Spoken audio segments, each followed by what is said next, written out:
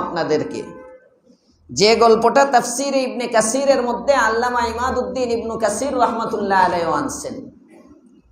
হযরতে ওমর ইবনুল খাত্তাব রাদিয়াল্লাহু তাআলা আনহুর জামানা এক যুবক আমিরুল মুমিনিন ওমরের সামনে বসে বসে বয়ান শুনে, একদম সামনে ওমর বয়ান করেন, সে বয়ান শুনে। একদিন রাতের বেলা সে রাস্তা দিয়ে হাঁটতেছে, ঘটনাক্রমে এক নারীর প্রলোভনে পড়ে গেছে, ধোকায় পড়ে গেছে। আমাদের সমাজে এমন কোন যুবক তো মনে হয় নাই যাকে নারীরা ধোকা দেয় না? আছে। শুধু নারীরা না, হিন্দু নারী অনেক মুসলমান যুবকের ঈমান পর্যন্ত নষ্ট করে নিতেছে জায়গায় জায়গায়। এই যে ইসকন মিসকন বিভিন্ন, ওদের একটা মিশন, হাজার হাজার হিন্দু ছেলেকে মার্কেটে ছেড়ে দিছে মুসলমানের বেশে, হাজার হাজার হিন্দু নারীকে মার্কেটে ছেড়ে দিছে মুসলমানের বেশে। ফেসবুকে এটাতে সেটাতে বিভিন্ন জায়গায় মুসলমান রূপ নিয়ে মোটামুটি প্রথম প্রেম করে, প্রেমে যখন মোটামুটি ভালো করে মজে, প্রেম ভালো করে জমে, এমন জমে বাপ ছাড়তে পারি, মা ছাড়তে পারি, প্রয়োজনে ধর্ম ছাড়তে পারি। তখন অফার দেয়, আমি কিন্তু তোমার ধর্মের না, যদি তুমি আমাকে পেতে চাও তাহলে কালিমাটা ছাড়তে হবে। তখন কমবখ কপাল পুরা ইসলাম ছেড়ে দেয়। সবাই বলেন নাই যে নাউজুবিল্লাহ?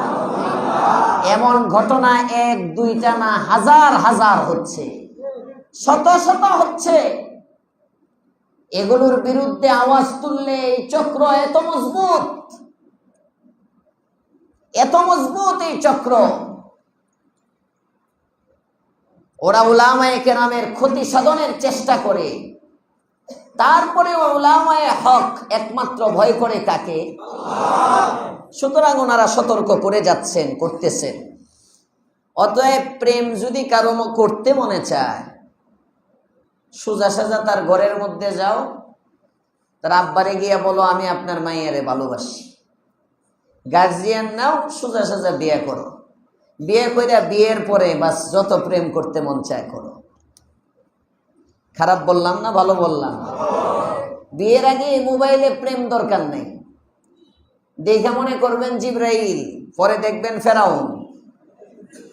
কথা বলেন না কেন? কথা বলেন না কেন? হ্যাঁ, সাবধান, এ মোবাইলের প্রেম পীড়িত থেকে সাবধান। ইমানও যাইব, সব যাইব, যাচ্ছে। এমন এক প্রলোভন ধোকায় পড়ে গেছে ওই যুবক। মেয়েটা তাকে ঘরের ভিতর আটক করে ফেলেছে, জিনার জন্য প্রস্তাবও দিয়ে দিচ্ছে। হাদিসে পাকে আছে, আল্লাহর পয়গম্বর বলেন, রাজুলুন তালাবাতহু ইমরাআতুন যাতু মানসিবিন ওয়া জামাল।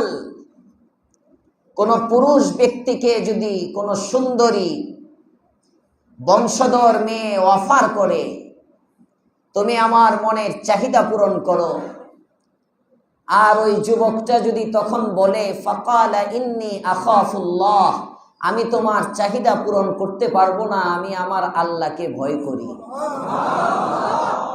আল্লাহর পয়গম্বর বলেন, ময়দানে মাহশরে 7 শ্রেণীর মানুষকে যে আল্লাহ আরশে আজিমের ছায়ায় জায়গা দিবেন, আল্লাহর স্পেশাল বিশেষ কুদরতি ছায়ায় জায়গা দিবেন, ওই 7 শ্রেণীর এক শ্রেণী এই যুবকটা হয়ে যাবে। মেয়েটা যখন তাকে অফার করে, ছেলেটা বলে ফাকালা ইন্নী আখাফুল্লাহ, আমি আল্লাহকে ভয় করি। পারবো না। কোন রকম দৌড়ে ওখান থেকে চলে আসে তার ঘরে, এসে হাঁপাচ্ছে, শরীরের জামা নাই। বাবা জিজ্ঞেস করে, কি হইল? কিশোর গ্যাংয়ের কেউ দৌড়ানি দিল নি? চাপাতি নিয়ে কেউ দৌড়ানি দিল নাকি? কোন চাঁদাবাজের খপ্পরে পড়েছিলে নাকি? ছিনতাইকারী লুটতরাজ খুনির খপ্পরে পড়ে গিয়েছিলি কি? ছেলেটা বলে, না বাবা, চাঁদাবাজের খপ্পরেও পড়ি নাই, খুনি লুটতরাজের খপ্পরেও পড়ি নাই। তবে এক মহিলার প্রবঞ্চনায় ধোঁকায় পড়ে গিয়েছিলাম। গুনাহের জন্য বাবা প্রস্তুত হয়েও গিয়েছিলাম। ঠিক এই মুহূর্তে আমিরুল মুমিনিন ওমরের ওয়াজটা আমার মনে হয়ে গেছে। এটা আমার বলা উদ্দেশ্য। মনোযোগ আর ধ্যান খেয়ালের সাথে যদি কেউ কথা শুনে স্মরণ করান কে? ডাক দিয়ে বলে, আব্বা জান,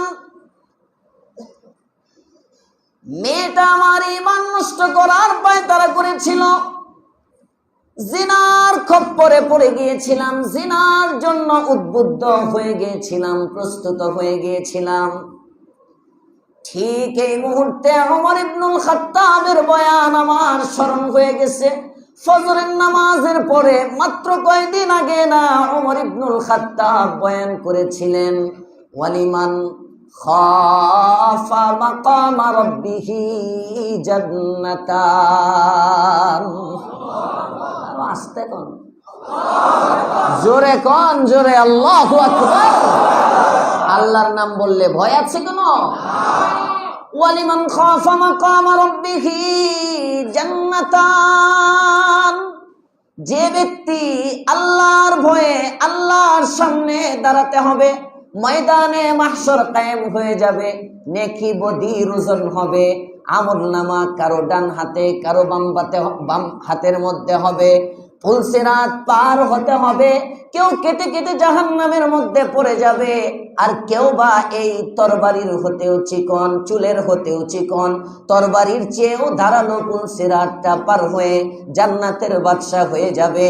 এই আমলনামার হিসাব হবে, পুলসিরাত হবে, মিজান হবে, ওজনের জন্য আমলনামা মাপার জন্য একটা ইনসাফের পাল্লা কায়েম করা হবে, ইত্যাদি ইত্যাদি সব কিছু আছে।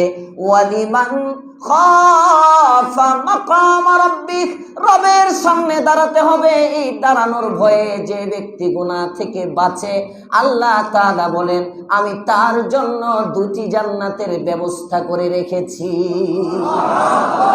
আল্লাহর ভয়ে গুনাহ থেকে বাঁচলে কয় জান্নাত? আরো আসতে বলেন, কয় জান্নাত?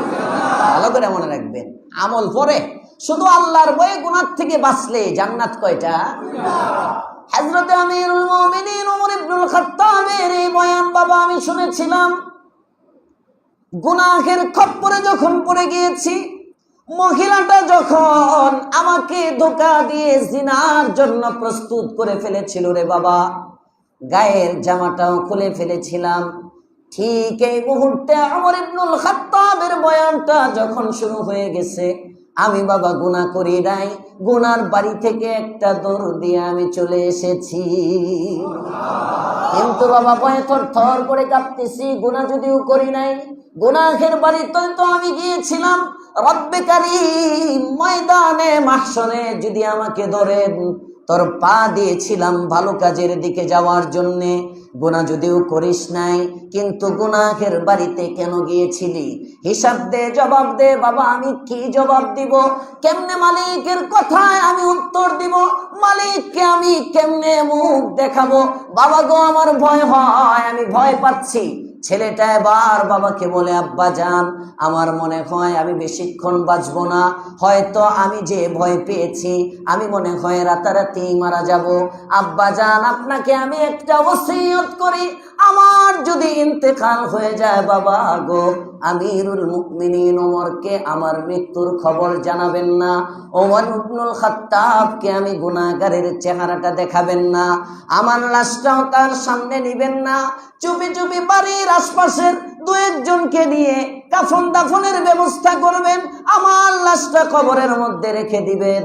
আমিরুল মুমিনিন ওমর ইবনুল খাত্তাবকে জানাবেন না, আমার এই চেহারা ওমরের সামনে প্রকাশ করার মতো না, কারণ আমি গুনাহ যদিও করি নাই, গুনাহের বাড়িতে তো গিয়েছিলাম, এটাও আমার জন্য উচিত হয় নাই। এভাবে ছেলেটা কথা বলতেছে, কাঁদতেছে, আর ভীত সন্ত্রস্ত হয়ে থরথর করে কাঁদতেছে। মুফাসসির ইবনে কাসির রাহমাতুল্লাহি আলাইহি লেখেন, এক পর্যায়ে ছেলেটার ইন্তেকাল হয়ে গেল। সন্তানের ওসিয়ত অনুযায়ী বাবা তার কাফন দাফনের ইন্তজাম করলো। ছেলেটার কাফন দাফন হয়ে গেল। একদিন যায়, 2 দিন যায়, 3 দিন যায়। নিয়মিত শ্রোতা হযরত ওমর ইবনুল খাত্তাব বাবাকে দেখেন, যুবক ছেলেটাকে দেখেন না। একদিন জিজ্ঞাসা করেন, কিরে বাবা, তোমার যুবক সন্তানটা কোথায়? কয়েকদিন হয়ে যায় তোমার যুবক সন্তানকে মজলিসের মধ্যে দেখি না। হযরত ওমর ইবনুল খাত্তাবের প্রশ্নের উত্তরে বাবা চোখের পানি ছাড়ে আর বলে, সব ঘটনা যখন ওমর ইবনুল খাত্তাবের কাছে বলে, হযরত ওমর বলেন, চলো, যদিও আমি তার কাফন দাফনে অংশগ্রহণ করতে পারি নাই, আমি ওমর নিজে তোমার সন্তানের কবর জিয়ারত করতে যাব। হযরত ওমর ইবনুল খাত্তাব এবার সন্তানের কবর জিয়ারত করতে গেলেন।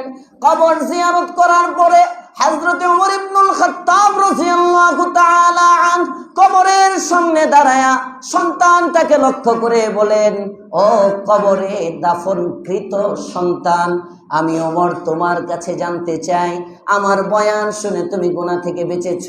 এটা মূলত আমার বয়ান নয়, এটা তো সূরাতুর রহমানের একটা আয়াত। এটা আসলে আমার মালিকের বর্ণনা। আল্লাহ তাআলা বলেছেন, যে ব্যক্তি আল্লাহর সামনে দাঁড়ানোর ভয়ে গুনাহ থেকে বাঁচে, তাকে আল্লাহ তাআলা 2 জান্নাতের মালিক বানাবেন। আমি তোমার কাছে জানতে চাই, তুমি গুনাহ থেকে বাঁচার কারণে আল্লাহ তাআলা কি তোমাকে 2টি জান্নাতের মালিক বানিয়েছেন? সাথে সাথে কবর থেকে আওয়াজ আসে, আমিরুল মুমিনিন, আপনার কথা সত্য, আল্লাহর কালাম সত্য, আমার মরতে দেরি, আমাকে আল্লাহ 2 জান্নাতের মালিক বানাতে দেরি করেন না। এজন্য বয়ান মনোযোগ সহ শোনা, বয়ান মনোযোগ